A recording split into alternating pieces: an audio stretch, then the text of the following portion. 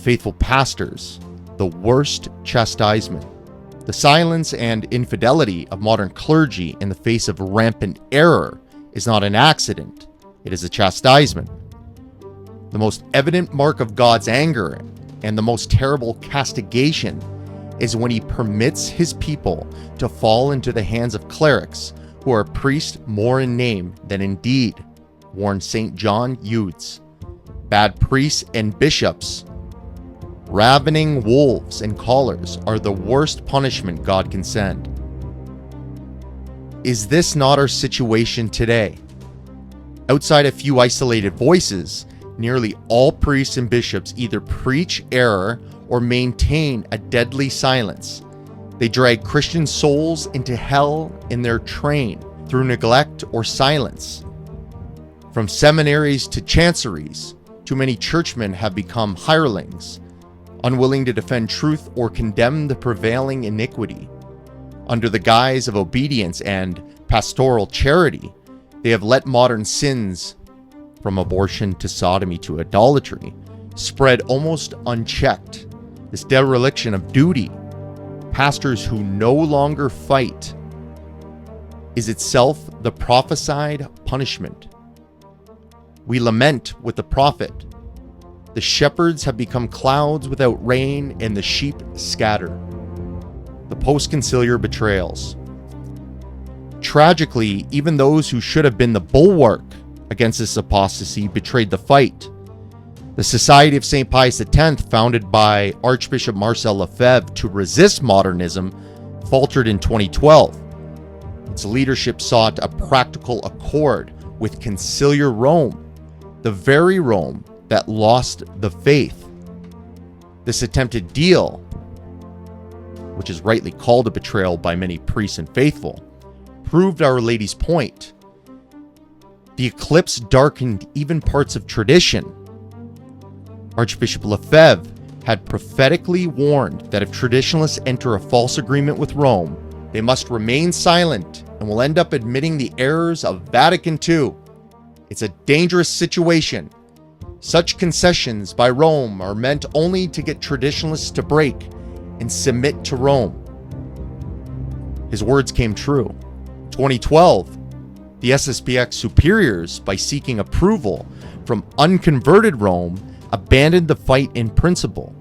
They expelled their most outspoken bishop, who opposed the deal, and adopted a policy of doctrinal silence about the council's errors. This was a disaster.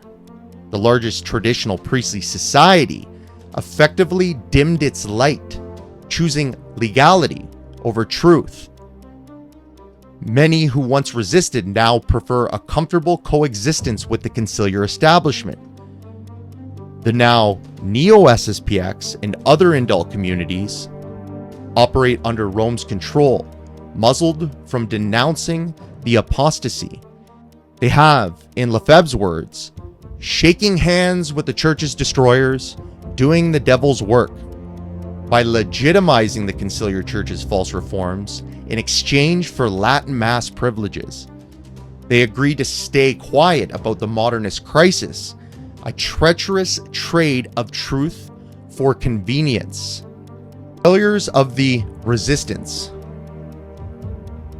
What of the SSPX resistance that arose after 2012?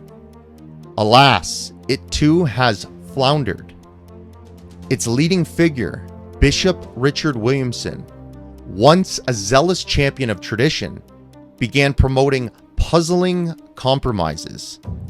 He advised a young man to attend whatever was the least contaminated Tridentine Mass available, even an indult Mass under diocesan Novus Ordo auspices.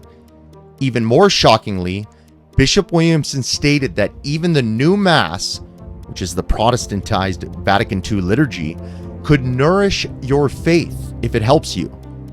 Such advice shatters the militant stand of Archbishop Lefebvre, who called the new Mass and indult arrangements a danger to the faith.